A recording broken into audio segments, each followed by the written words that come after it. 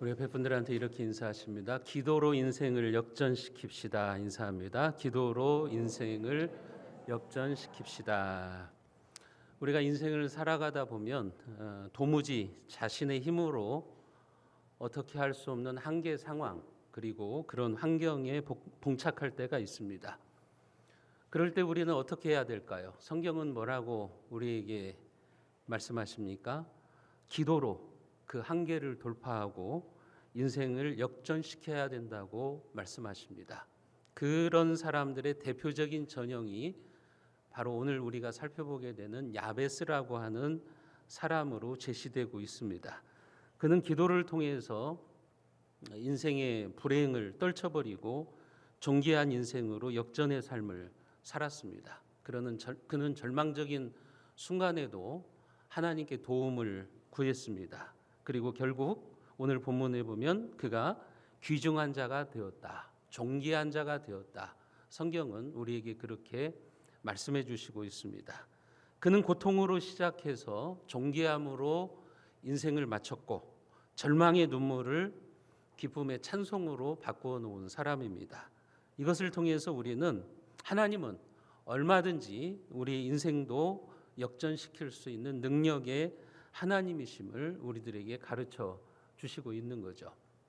제가 오늘 이 본문을 가지고 예전에 한번 설교를 했습니다. 2009년도에 이 본문을 가지고 여러분들에게 설교를 했는데 그때는 그냥 한 20분 정도 이 야베스의 기도가 뭐냐 그것에 대해서 말씀을 드렸는데 이번에는 야베스의 기도의 배경 그리고 구체적인 그의 기도의 내용을 몇 주간에 걸쳐 가지고 우리가 하나하나씩 자세하게 한번 살펴보려고 합니다. 야베스의 인생을 역전시켜 주신 하나님께서 오늘 우리도 얼마든지 역전시키실 수 있는 하나님이심을 여러분들이 만나셔야 된다고 하는 거예요. 야베스가 기록된 역대상의 처음 부분, 오늘 우리가 살펴보게 되는 역대상 4장. 근데 역대상 4장은 어떤 부분인가 하면 이 역대상 1장부터 9장까지 여러분들이 읽어보신 분이 계시겠지만 뭐가 나오냐면 지금 족보가 나오고 있어요. 역대상 1장부터 9장까지는 아담에서부터 시작하는 수천 년의 족보가 기록되어 있어요. 그러니까 여기에는 뭐만 나오냐? 사람 이름밖에 안 나와요. 여러분 족보가 재밌습니까? 성경을 보다가 족보가 많이 나오거든요. 그러면 이런 부분이 나오면 그냥 건너뛰는 경우가 많잖아요. 언제 그 수많은 사람들 이름을 우리가 다 읽고 있을 거예요. 목회자도 보면 이런 부분이 나오면 조금 당황스러워요. 그냥 빨리 넘어가고 싶어요. 그런 부분이 지금 역대상 1장부터 9장까지예요. 누가 누구를 낳고 누가 누구를 낳고 이 표현만 계속해서 반복되는 거예요. 사람들의 이름이 한 500명 정도 나열이 됩니다. 우리나라도 족보가 있잖아요. 예전에 어렸을 때 할아버지 집에 가면, 시골의 할아버지 집에 가면 할아버지가 그냥 제 앞에 족보책을 놓고 그냥 너는 남양홍 씨 북정곡파 38대 손이다 하면서 쫙 그냥 족보를 나열해 주시면서 여기 있는 족보책을 읽어봐라. 족보책 읽으면 뭐 할 거예요? 재미도 없는데 맨 사람 이름밖에 안 나오는데 역대상 지금 1장부터 9장까지가 인류 최초의 인간이었던 아담으로부터 시작해서 이스라엘의 수천 년의 역사, 그 역사 속에서 이제 대표적인 사람들, 그들의 이름이 지금 나오고 있는 거예요. 그러니까 이 부분을 읽다 보면 여러분 지루하기가 짝이 없어요. 뭐 이게 우리나라 사람들 이름도 아니고 생소한 이름들, 무슨 뜻인지도 모르는 그런 이름들이 나열되다 보니까 별로 재미가 없단 말입니다. 오늘 본문인 역대상 4장에도 보면 역시 44명의 이름이 쭉 열거되다가 갑자기 특이한 대목이 불쑥 튀쳐나와요. 그게 뭐냐면 야베스라고 하는 사람에 대한 설명이에요. 그냥 다른 사람은 이름만 쭉 얘기하는데 다른 사람들은 이름만 열거하는데 이 야베스라는 사람 앞에 딱 등장을 하면 이제 성경 기자가 잠깐 스톱을 하고 이 사람이 어떤 사람인가? 우리에게 역대상 4장 9절부터 10절 오늘 읽었던 야베스에 대한 이야기를 하고 11절부터는 또다시 아무렇지도 않았다는 듯이 사람 이름을 계속해서 열거하고 있는 것을 우리가 보게 됩니다. 그러니까 지금 이 족보는 야베스에게 조명을 비추고 있는 거예요. 오늘 우리식으로 말하면 마치 이 부분은 빨간 불로 빨간 볼펜으로 그어야 한다든지 아니면 형광펜으로 표시를 해야 된다. 여기에 나오는 수백 명의 사람들 중에 적어도 이 야베스만큼은 우리가 알고 가야 된다. 그것을 성경이 우리에게 말해주고 싶은 거예요. 그래서 지금 야베스에 대한 이야기가 나오고 있는 겁니다. 이 족보에 나오는 수많은 사람들 중에 우리가 놓쳐서는 안 되는 한 사람이 있다. 그 사람이 바로 야베스다. 성경의 의도가 그것이라고 하는 겁니다. 그래서 지금 일부러 의도적으로 야베스라고 하는 사람에 대한 강조를 하고 있는 겁니다. 다른 사람은 몰라도 야베스만큼은 분명히 하고 넘어가려고 하는 성경의 의도를 우리가 발견하게 되는 겁니다. 여러분, 그러면 야베스는 어떤 사람이에요? 그는 원래 고통의 운명을 가지고 태어난 사람입니다. 야베스라고 하는 뜻이 무슨 말인가 하면 고통이라고 하는 뜻이에요. 오늘 역대상 4장 9절에 보면 야베스는 그의 형제보다 귀중한 자라 그의 어머니가 이름하여 이르되 야베스라 하였으니 이는 내가 수고로이 낳았다 함이었더라. 야베스라고 하는 이름이 고통이라고 하는 뜻입니다. 내가 수고로이 고통스럽게 낳았다. 그런 의미를 가지고 있어요. 그랬던 그가 형제보다 귀중한 자가 되었다고 하는 겁니다. 야베스라고 하는 말의 문자적인 의미는 그거예요. 그가 고통을 불러온다. 그런 뜻입니다. 일반적으로 사람들이 이름을 지을 때, 자식들의 이름을 지을 때 그냥 짓는 법이 없잖아요. 신중히 생각하고 되도록 좋은 뜻을 담잖아요. 목사에게 종종 성도들이 아이의 이름을 장명해 달라고 부탁을 할 때가 있어요. 그때는 정말 기도하면서 좋은 이름을 지으려고 하거든요.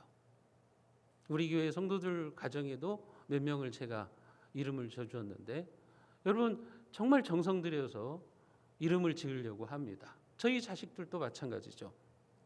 하영이라고 하는 말은 하나님께 영광을 돌려라. 찬양은 찬양으로 영광을 돌려라. 하나님을 찬양하는 삶을 살아가라.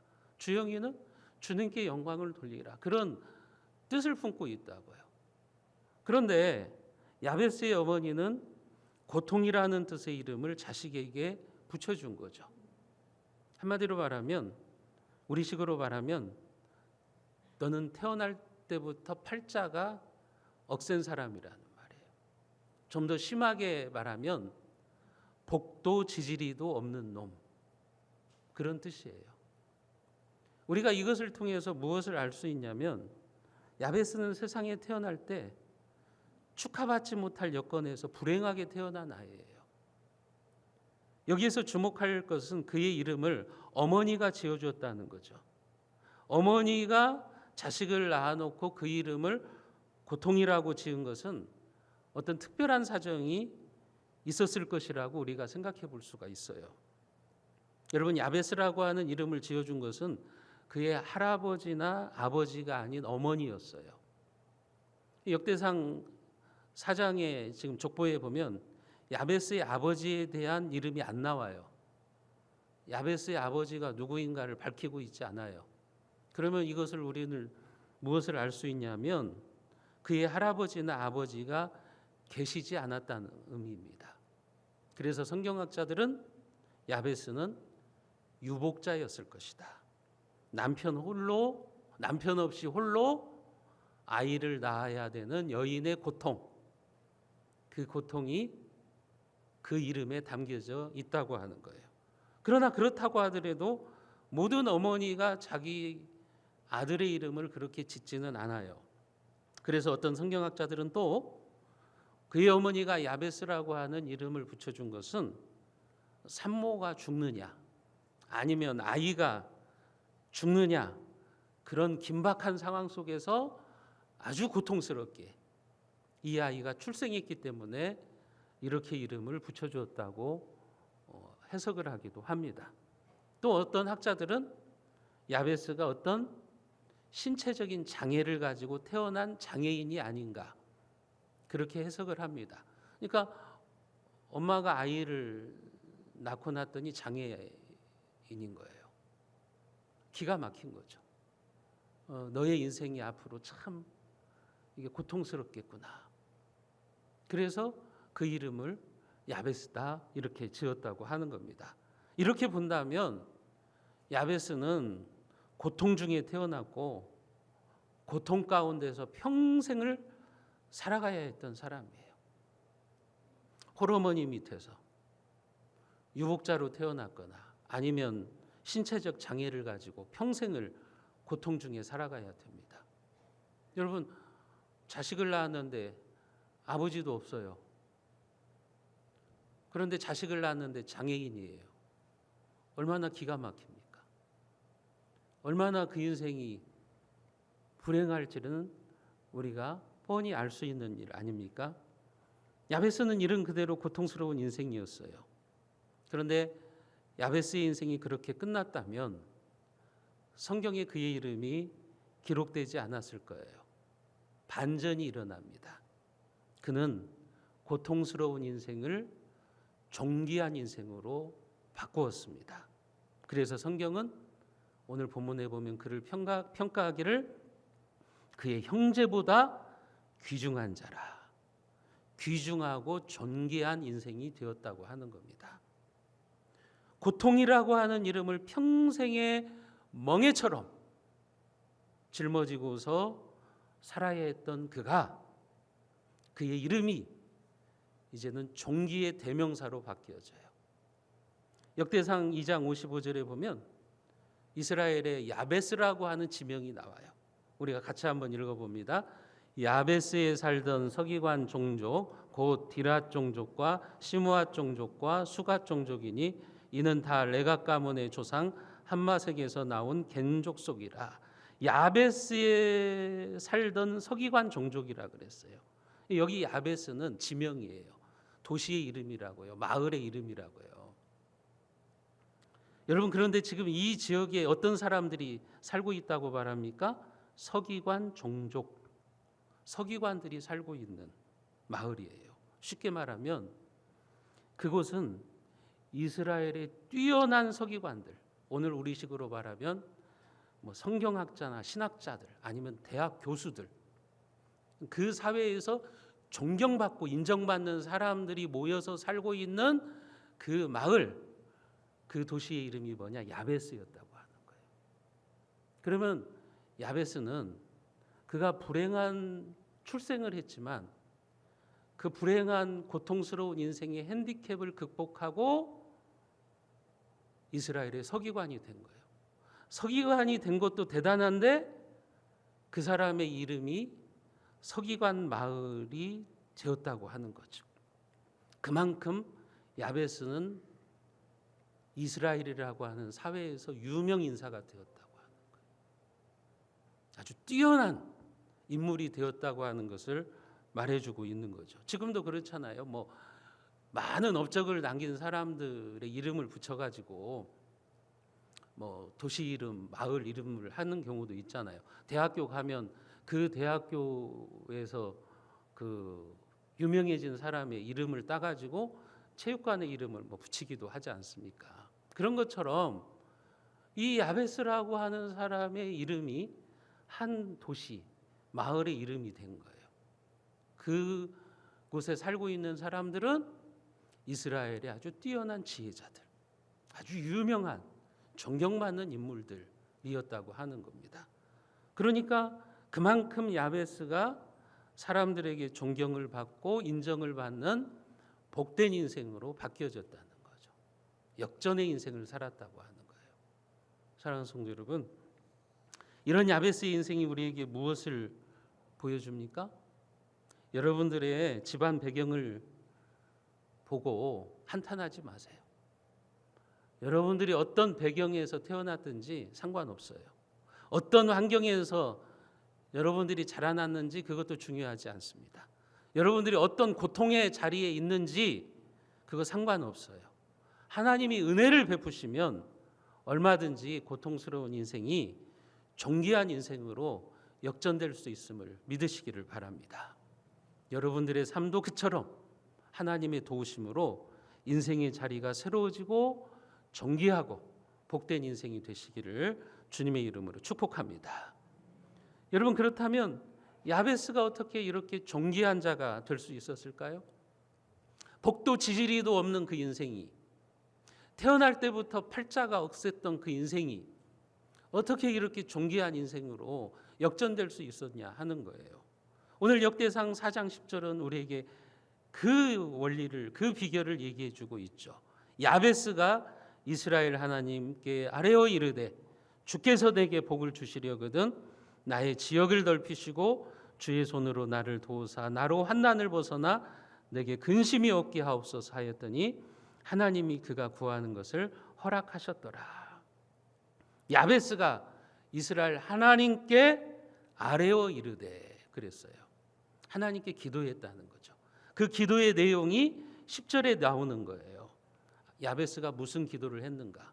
이 기도의 내용은 우리가 몇 주에 걸쳐서 한번 자세히 살펴볼 것이고, 여러분, 야베스의 인생의 역전의 비결이 뭐였다는 거죠? 야베스가 이스라엘 하나님께 아뢰어 이르되 그랬더니 하나님이 어떻게 하셨다는 거예요? 하나님이 그가 구하는 것을 허락하셨더라.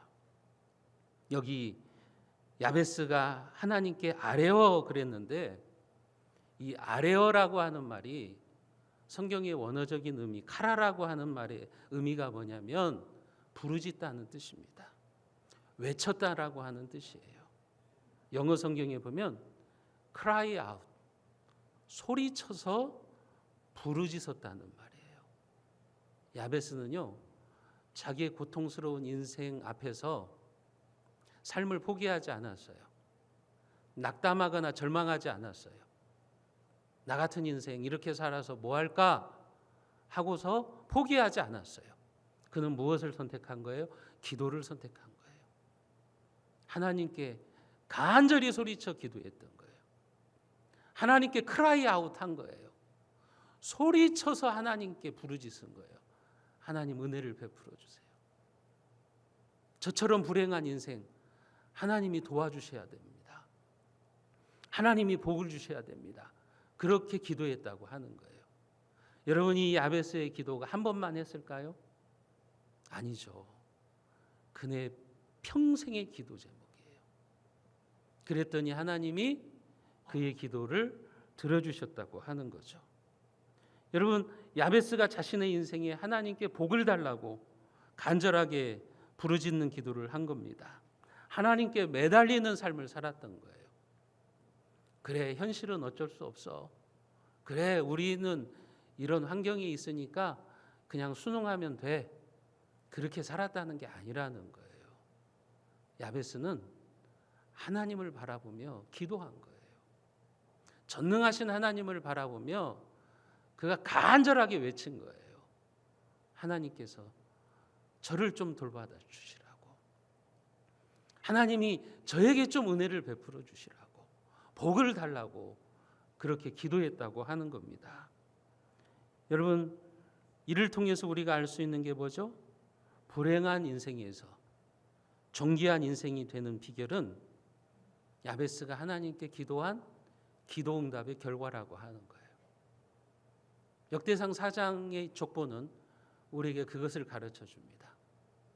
수백 명의 사람들 속에서 야베스를 우리에게 조명해 주는 이유는 야베스가 고통스러운 인생을 기도로 존귀한 인생으로 역전시켰던 것처럼 오늘 우리도 얼마든지 그런 인생을 살 수 있음을 하나님께서 가르쳐 주시고 있다고 하는 거죠. 여러분, 사실 인간의 조건이라고 하는 게 별것이 아닙니다. 예를 들면 인간의 능력을 숫자로 표시해서 1이라고 한다면 여러분, 하나님은 무한대이세요. 하나님은 전능하신 분입니다. 그래서 무한하신 분이십니다. 그렇기 때문에 하나님이 우리를 도와주시면 1 플러스 무한대는 플러스 무한대가 되는 거예요. 반대로 하나님이 우리를 도와주시지 않으시면 1 빼기 무한대는 마이너스 무한대가 되는 거예요. 하나님과 우리가 어떤 관계에 있느냐에 따라서 여러분들이 아무리 고통스러운 환경에 놓여 있다고 할지라도, 절망적인 상황에 여러분들이 있다고 할지라도, 여러분들이 하나님께 기도하면 무한하신 하나님이 여러분들을 얼마든지 존귀한 인생으로, 마이너스 무한대가 아니라 플러스 무한대가 되는 인생으로 복 주실 줄로 믿으시기를 바랍니다. 야베스는요, 자신의 출생의 그 불행, 자기의 비참한 운명, 인생의 불행의 감옥에 갇혀 있지 않고 전능하신 하나님께 간절하게 그리고 끈질기게 기도했습니다. 그리고 하나님은 그의 기도를 기뻐 받으셨어요. 하나님이 인정하시는 삶이 된 거예요. 그런 것처럼 여러분들이 기도할 때 하나님은 여러분들의 삶에 개입하십니다. 그래서 뜻하지 않는 은혜를 주시는 경우가 있어요. 그래서 우리는 기도를 멈출 수가 없어요. 기도에도 지금 눈앞에 현실이 안 보이죠. 상황이 별로 바뀌는 것 같지 않아요. 그런데 우리가 하나님과의 관계를 바로 하고 기도하면 하나님은 뜻하지 않는 은혜를 베풀어 주시고 하나님의 개입이 우리의 삶에 이루어집니다. 어떤 신학자는 이렇게 이야기를 해요. 그게 뭐냐면 unexpected grace and intervention. unexpected. 기대하지 않았던 그레이스, 하나님의 은혜가 임한다는 거예요. unexpected intervention. 하나님의 개입. 뜻하지 않는 순간에 하나님이 내 삶에 개입하신다고 하는 거예요. 그래서 내 삶을 바꾸어 주신다는 거죠. 역전시켜 주신다는 거죠. 야베스가 그랬다고 하는 거예요. 야베스가 하나님 앞에 간절히 기도했을 때 하나님은 그의 인생 가운데 뜻하지 않는 은혜를 베풀어 주시고 상상할 수 없는 개입을 하셔가지고 그의 불행스러운 인생을 존귀함의 대명사로 바꾸어 주셨다고 하는 겁니다. 여러분 한번 따라할까요? 내가 기도할 때 하나님이 개입하십니다. 믿으시기를 바랍니다. 하나님께서는요, 여러분들이 어떤 환경에서 태어났고 지금 어떤 상황에 놓여 있든지 야베스처럼 여러분들이 복을 누리시고 존귀한 인생이 되기를 원하십니다. 그게 하나님의 마음입니다. 그런데 한 가지 조건이 있어요. 그 조건이 뭐죠? 기도입니다. 야베스처럼 기도해라. 기도하는 사람에게는요, 고통이 영광으로 바뀝니다. 절망이 환희로 바뀌어지고 한숨이 기쁨의 노래가 되는 거예요. 기도하면 절망이 하나님의 은혜로 바뀌는 거예요. 기대하지 않았던 하나님의 은혜가 내 삶에 찾아오게 되는 겁니다. 그런데 여러분 기도하지 않으면 여러분들은 계속 고통 속에서 살아가셔야 돼요. 계속 절망만 하고 계시는 겁니다. 믿음으로 미래를 바라보지 못하고 그냥 현실만 쳐다보면서 한탄을 하는 그런 삶을 살아가야 되는 거예요. 하지만 고통스러운 가운데서도 여러분들이 기도할 수 있다면 하나님은 여러분들의 불행을 존귀로 바꾸어 주시고 여러분들의 한숨을 찬양으로 바꾸어 주시는 분이심을 여러분들이 알게 될 것입니다. 성경은 말씀합니다. 여러분 뭐라고 말씀하세요? 쉬지 말고 기도해라. 기도에 항상 힘써라. 모든 일에 기도와 간구를 하되 항상 성령 안에서 기도하라. 기도를 힘쓰고 기도에 감사함으로 깨어 있어라. 아무것도 염려하지 말고 오직 모든 일에 기도와 간구로 너희 구할 것을 감사함으로 하나님께 아뢰라. 예수님도 말씀하셨죠. 항상 기도하고 낭망하지 말아라. 시험에 들지 않게 일어나서 기도해라. 여러분, 성경은요, 우리에게 지금 그 얘기를 하는 거예요. 기도해라. 야베스처럼 기도해라. 그러면 내가 복을 주겠다. 불행한 인생을 존귀한 인생으로 바꿔주겠다. 그 샘플을 지금 야베스를 들고 있는 겁니다. 이스라엘의 그 수천 년의 역사 속에서 야베스를 봐라. 야베스는 하나님께 기도함으로 그렇게 존귀한 인생으로 바뀌어지지 않았느냐. 그렇다면 혹시 우리 가운데 고통스러운 인생이 있다고 한다면, 불행하다고 느끼시는 분들이 있다고 한다면 기도하라고 하는 거예요. 여러분, 이런 말씀에 의지해서 저는 여러분들을 목양하는 목사로서 여러분들을 위해 기도합니다. 여러분들의 가정을 위해서 기도합니다. 때로는 여러분들이 하나님께 올린 헌금 봉투에 있는 기도 제목을 가지고 그것을 보고서 기도할 때도 있고요. 어떤 때는 교회 요람에 나와 있는 여러분들의 사진을 보고서 기도할 때도 있어요. 어떤 때는 신방에 가서 여러분들의 기도 제목을 함께 나누기도 합니다. 그런데 목사도 기도하지만 여러분 본인이 기도하셔야 됩니다. 목사는 여러분들의 이름을 불러가면서 기도하는데 정작 본인이 기도를 안 하면 되겠습니까? 여러분이 야베스처럼 기도하셔야 돼요. 아무리 절망적이고 아무리 어려운 상황이라고 할지라도 여러분들이 기도하면 하나님이 개입하시고 여러분들의 인생의 돌파구를 열어주실 것입니다. 그 어려움을 이겨낼 수 있는 힘을 더해 주실 것입니다. 여러분들의 인생에 지금 변곡점에 있습니까? 어떤 전환점에 있습니까? 그렇다면 여러분들이 야베스의 기도를 하셔야 돼요. 야베스처럼 기도하셔야 돼요. 사랑하는 성도 여러분, 고통스럽고 절망적인 상황, 고통의 자리, 거기에서 계속 머물러 있는 것을 선택하지 마십시오. 신세 한탄하시면서 현실에 순응하면서 여러분 그것을 받아들이지 마십시오. 오히려 고통이 하나님께 나아가는 길이 되셔야 되는 겁니다. 고통 때문에 하나님께 기도하는 기회를 여러분들이 살리셔야 되는 겁니다. 여러분들도 야베스와 같이 하나님께 복을 달라고 간절히 기도하십시오. 그래서 하나님께서 여러분들의 삶에 개입하셔서 뜻하지 않는 은혜를 베푸시고 고통스러운 인생을 존귀한 인생으로 역전시켜 주시기를 주님의 이름으로 축원드리겠습니다.